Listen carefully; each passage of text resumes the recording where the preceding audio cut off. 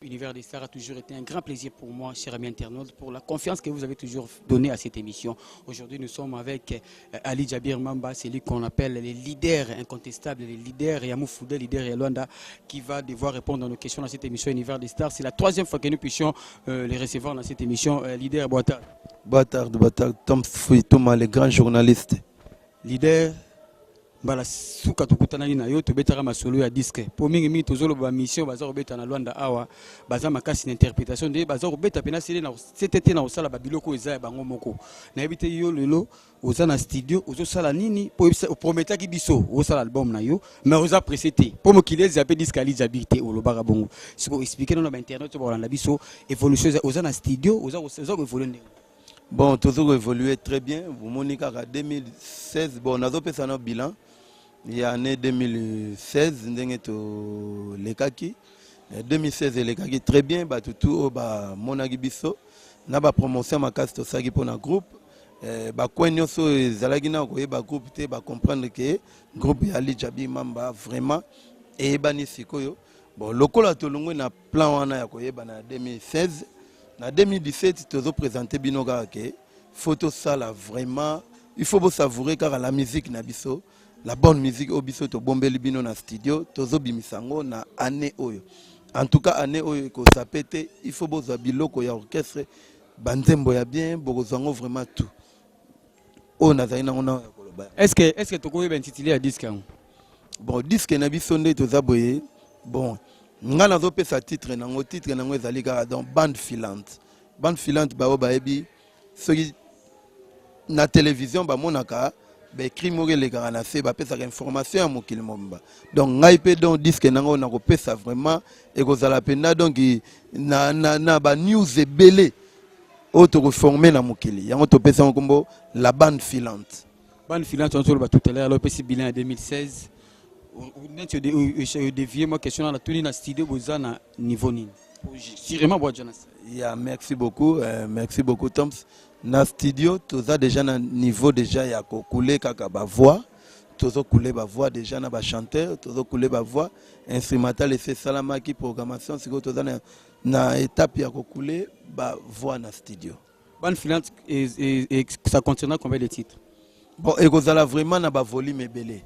et qu'on a pas volume mais volume à liboso to komisango ezana na 4 titres na générique moko ouais donc ba volume belé volume à liboso 4 titres na générique moko sorti goza pour quand so koki ko bon sorti nango donc ce qui to komi ba max ba goza déjà komona ba annonce nango na ba télévision na ba télé na ba site internet partout betornant pe batala ba mona vraiment que de quoi nous sommes capables. Ali Djabir a travaillé na producteur tout na makasi na mo kaka. Bon, nous avons travaillé na producteur té,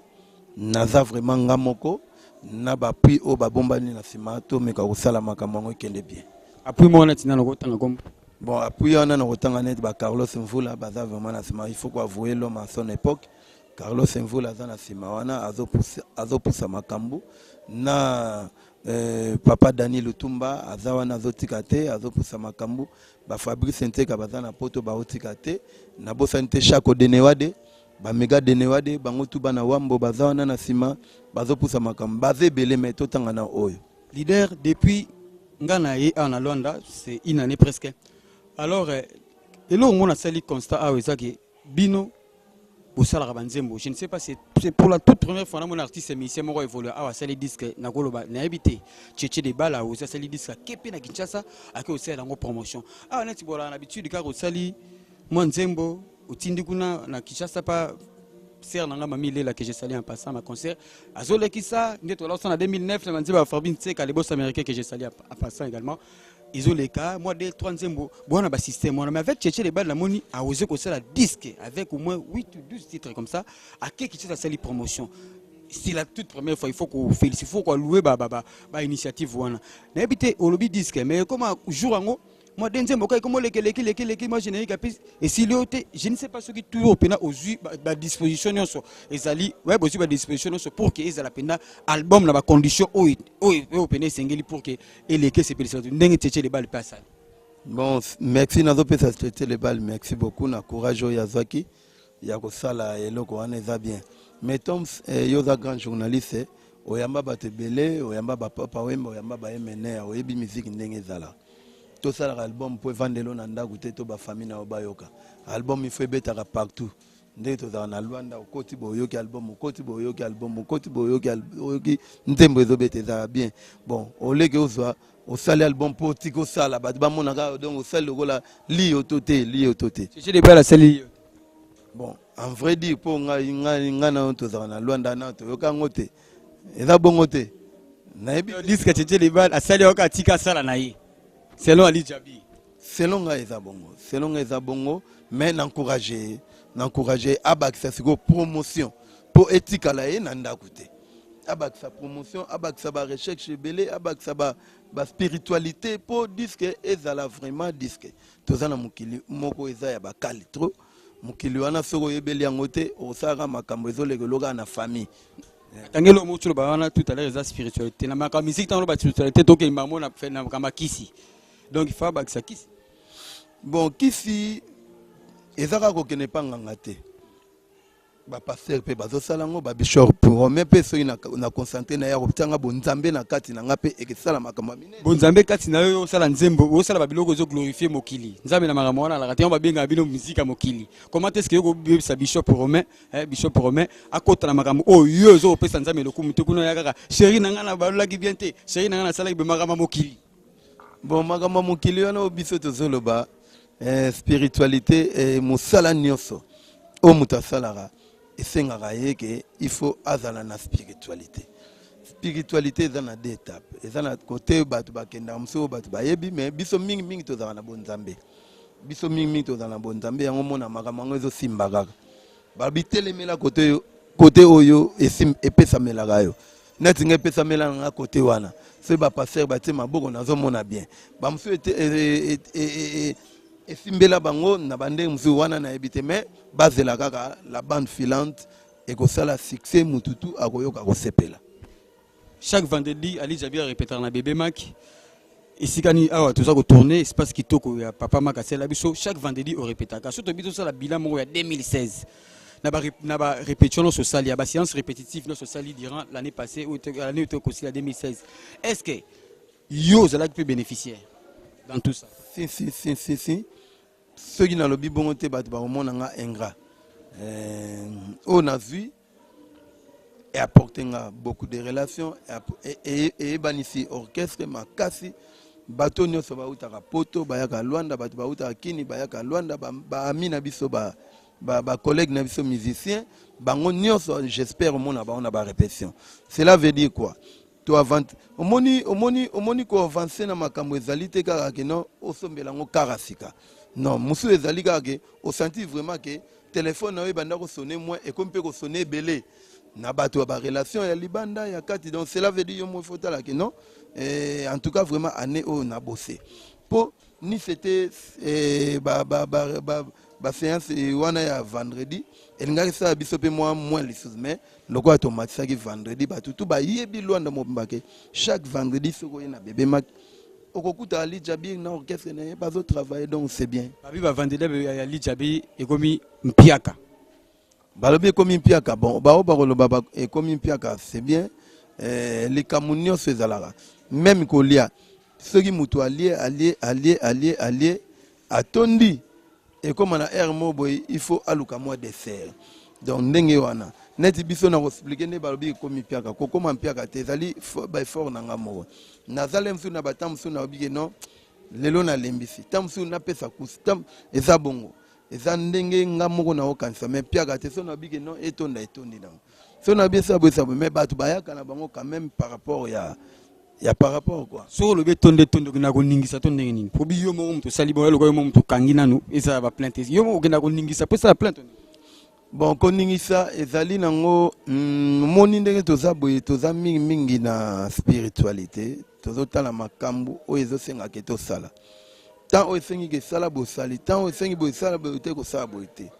na tant oyo yo moko moni so bakoloba ke ndenge bango bazokanisa mais yo ozali awa tozalaka na yo na kati ya mouvement omonaka ndenge nini donc eza baleson di baya balokuta les solo ya bébé maka va répéter comme lundi et samedi certains de tes collègues baza ko se plaindre babi bango baza bénéficiaire te ba doit bénéficier beaucoup plus espace au yamak et puis na muta instrument bino bokobeta au jour instrument kangisi au jour bata sima ba chanter transport mais à faire des comptes bino baza se retrouver te bango belé baza se plaindre na peut soki yo pe oza kawaneza et comme là bango il faut ba se plaindre pourquoi bango ba ko se plaindre pour ba yebi idéologie awate biso to yebi idéologie na biso to sala to banda ngo malembe biso mto sali podium to yebi nini to kanisa to sala donc biso to zana biso très bien to za très bien mais na ga pe ba futika lera na pananga ga Elisa bi a joué décision en 2017 soyo a stopé na ba répétition chaque vendredi comme on a constaté na studio c'est ça solo mais ce na komi concentré na studio na tiki vendredi mais eza eloko mo boy ba fanatique na nga nyonso o ba ya ko mona biso vendredi ba monela biso so wapi o mo te ke eza baisse photo za kaka wana na vendredi to za eza répétition eza concerté malgré tout eza payant ba futa bon mais eza répétition eza concerté orchestre soki tiki ko répéter le bato pesi bango congé le bato ça mais tant que toza en fonction donc il faut tout travailler. So ça la bino ndeni artiste et musicien bino boza parmi ba piliers za bino ba tripason pour parmi ba piliers ya musique na biso awa bato ba yebani mo musique na biso mangala na quand nous parlons des parents quand nous faisons allusion à Luanda parce que ça bairo eza na G na Luanda et ça la bino ndeni artiste et musicien mo uti na Congo ka bato ya bino na bazara na bino ba pesi bino mu Congo ba comme ko privilégier bango ba fort ba osela bato uti libanda ba osela bino te maramo no ba président Carlos Mvula malgré misa be fort na ebiango na bi ke papi de monti kilpe maramo no beta ebiango ele malu se dit zamboka pa ebiango ba sela bango be fort plus que bino bato bozarna bango et ça la bino ndé bon ngai ça nga rien et ça nga rien pour babi likam eza na tango nango bango mo ba ebi o bazo constater kati ya bato wana mais so ipe ba côté na biso pe ba sala ga ndenge zalaka mais ngai po na nga na mona na koza likunya na baninga te po auti Congo ba opese quelque chose bon aye musala il faut récolter ceux ba na Luanda ba zuite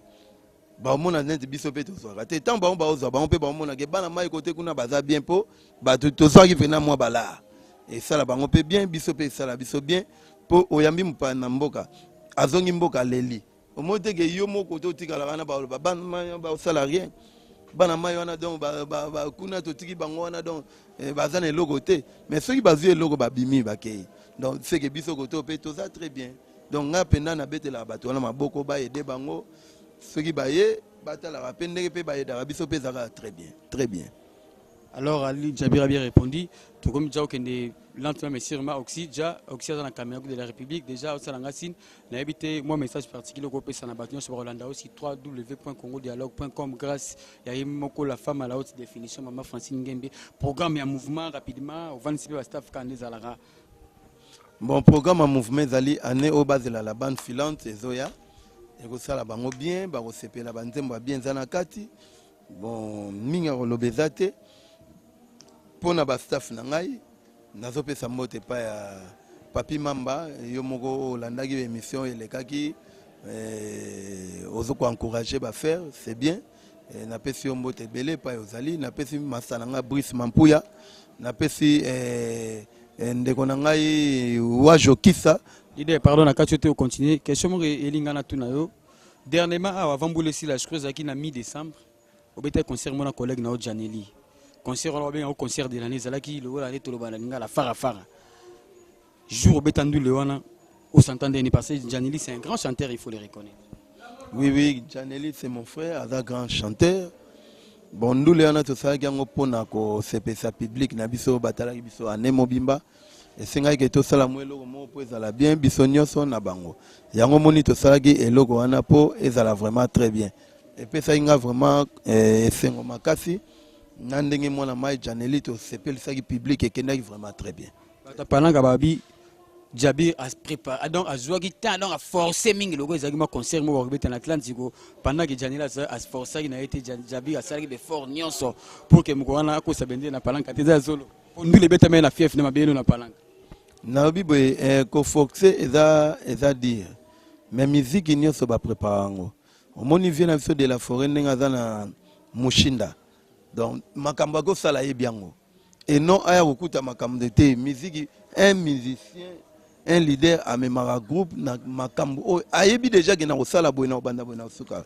so yo yebité c'est que ça mouvement te pour ce que mouvement il faut ba que na obanda boina suka bo spectacle ba préparer ngondeni to banda ba danser ba kota ngana kota tout est déjà préparé yo mona ba travail au vient de la forêt travailler à double zénith ndule ni eleki ndule wana et ça raté ti lelo c'est que Janely a joué temps préparer ngote ngwana koyaki. Bon, pour la Janely, na évité vraiment organisation na bango, préparation na bango na évité, mais abisso te préparer vraiment très bien, très bien. Merci beaucoup na pesa yo tango boka moi 5-6 personnes ngai na pesi boss Redi Mbote o boka ngati na pesi Paulin Chemalili ya Mboka mokusi atalo Mbote na pesi président Carlos Mvula Mbote na pesi moi na ngai liboso Bobette la malienne petit nanga petit avena na pesi Mbote leader 25 ba staff nga déjà na 25 ba staff bonga déjà na bosanité na zopesa Vicky na kati ya Ojaenda mokontabilele na pesi Mbote bele na pesi ya Léon Makobo Mbote bele na pesi président Matou na Wambo Mbote bele na pesi vraiment Mbote mingi vraiment na wajo kisakisa na pesi Mbote na ba staff tout na bosanité Adjita Mara na bosanité Héritier Ndombele na bosanité président ngai Clary Lebo Eloko na bosanité maître Chano na bosanité bana molokai nyonso Pacheco na kata molokai na popula na pesi bino bambote fiston gas bino tout na pesi bino bambote belé bolé qui vraiment est belé trop na bosanité Caro mon cœur na pesi mbote na bosanité sous ba staff na ngai ya kati bino tout bambote et ko salanga bien Mambesi Mbote Yamaki Mbote vraiment Zore Mobali na pesi mbote Redi Voleur na pesi mbote Héritier Louaya na pesi mbote Rachidi Mouteba na pesi mbote na boss Redi na pesi mbote na Venice Kinyangi la patronne na pesi bino vraiment bambote belé côté Bozali Gavani Ndongala Charlie petit nangai Patou livre Sreling na bosanité tonton Lumbi Chupa Kibombo ne tombera jamais na bosani binote merci y compris na yemo oxygène loboko ya maman de la République sans yebiso dozate na yomo sous les grands journalistes ozana mayele ya ba question bien en tout cas na sepeli mingi toms musala na yo ekende musika ndamba baksa nyoso ezangi pona yo obogi maman Francine Ngembe te aussi likana Bruxelles Maman Francine Ngembe, en tout cas, il faut na simba motema. Maman Francine Ngembe, na Luanda ozalarate, mais combo na yo, et pantani déjà Luanda, mamoko loya, oyaga ko récolter, bah, bien fait na yo. Oyo sarana batu. Merci beaucoup, Maman Francine Ngembe. Idée, moi vocal, moi, pour c'est moi vocal, moi, nzembo na boyembela nani. Banzembo ka mouvement bon, na beauté. Vocal ya nani. Te, salaga vocal, pour ça, t'as combien la vocal anani nzembo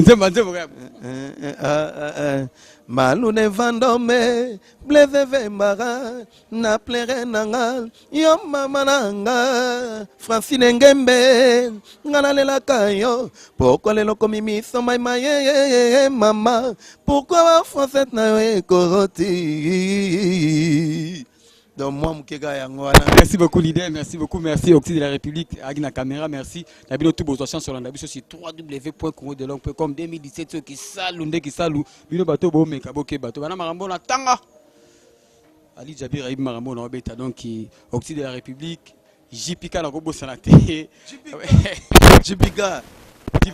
malgré tout message na ezaki makasi mais na pesi yo le sako Jipika na kobo sanate Zori Mobali Redi Voler héritier loué de Ngwanzi wala batana na bango président Carlos Mvula na bosanité 10 ya mboka pe jamais na kobo sana ele maluse donc yo babola meleke belé ya kolo bezalité na pesi mbote na Jano Farai na pesi mbote na Yanyosh na pesi mbote na petit na ngai Jefte Pembele Galvani Ndonga la bozé belé ba Redi héritier Ndombe le fils à papa donc Bert Konga na kobo santé Florence Makoso bino tout Nazarana bio donc rendez-vous Zarara semaine wana avec Choussa babi Choussa manga danser bozo Choussa contre Karine Mokonzi Choussa weli na Karine Mokonzi tournage à vendredi bozo lundi prochain sur www.congo.com ciao.